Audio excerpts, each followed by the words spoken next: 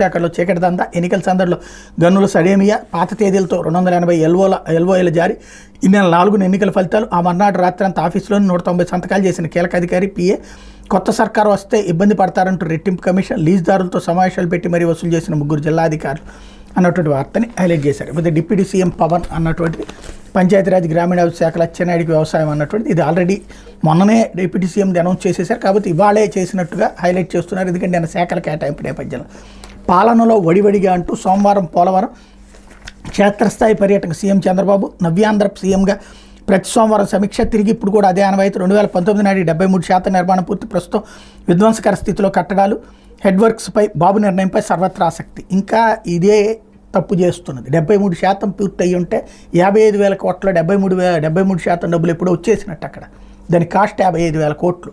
73% అంటే ఎంత? దగ్గర దగ్గర 30-35,000 కోట్లు. అక్కడ అయ్యింది 16,000 కోట్ల రూపాయలు, 15,000 కోట్ల రూపాయలు ఖర్చు అయింది. మిగతాదంతా ఎక్కడి నుంచి అయినట్టు? పూర్తయిపోయిందని అప్పుడు చెప్పుకొచ్చినటువంటి కోణంలోనే ఇంకా నడుస్తూనే ఉంది. ఇక ఇది మారేటటువంటిది ఏం లేదు. ఇప్పుడు పూర్తయితే చేస్తారు ఖచ్చితంగా, అందులో నో డౌట్. లేకపోతే జగన్ బొమ్మతో కోట్లు